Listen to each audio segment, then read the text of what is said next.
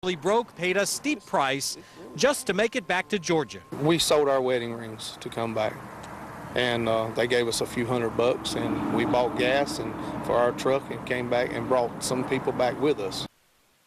Well, staying in Georgia, police there say a 70-year-old drunk driver went on a hit-run spree in 2 counties in the Peach State, causing 17 accidents and 1 death. The driver finally came to a stop after ramming into the front of this restaurant you see here. This is off of Highway 78 in Snellville.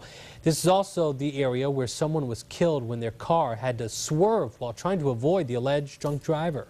I thought he was going to kill us by the grace of God, that we're alive, shaken up, hurt a little bit, just sore, but we're alive.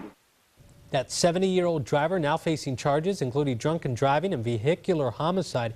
He was not granted bond. His next hearing is scheduled for February 1st. Registered sex offenders in Indiana can again log on to Facebook and other social networking sites.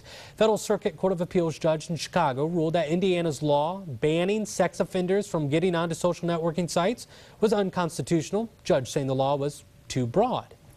We are talking now for your protection. Joining me now is Officer David Northway with Tallahassee Police Department. Always a pleasure. And we are talking about how to keep your car safe. Not uncommon for officers to have to come out to calls involving cars being broken into, cars being stolen. So start right there. It's getting a little cold. People maybe come out, try to turn on the car.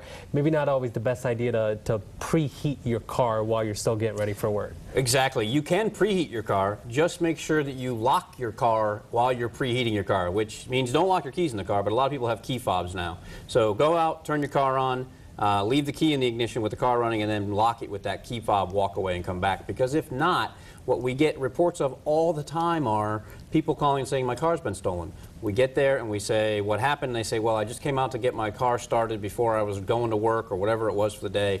And someone walked up and took their car and drove away with it. And if you see in the YouTube videos here, you guys post these regularly, different safety tips. If I was a bad guy, and in the videos here on YouTube, you can see just how quickly it can take someone with your car already started, just hop in and go. It's 10 seconds.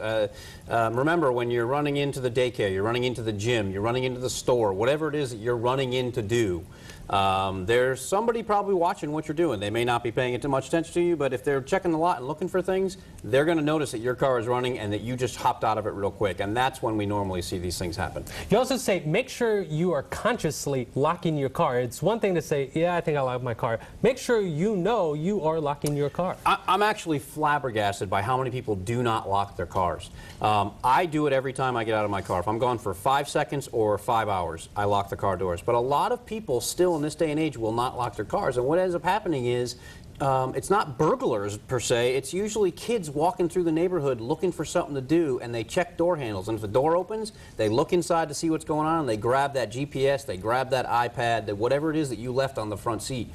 And it happens just like that. There's no way for us to follow up on it normally because they're just opening the door and grabbing whatever it is and walking away. And that kind of brings us to the final point. If you have the GPSs, the iPods, don't leave them in the car, or if you have to, don't leave them in plain sight. Right, absolutely. If I am a burglar and I am looking for something to find, I'm going to just walk the car parking lot and look in the windows. If I see something in the window, then I'm going to stop at that car. If I walk by a car and there's nothing as I peek in that window, I'm not going to stop. I'm going to keep going to the next car that has one, because there's invariably someone who's left their iPad, their laptop, their GPS, their cell phone on the front seat, their purse. We find purses being stolen all the time where they see it and they get to it because they can see it. Put it in the trunk, put it behind the seats. A lot of simple things you can do to help keep yourself safe. For your protection, Officer David Northway, Tallahassee Police Department. Thanks. Always a pleasure. Thank you much.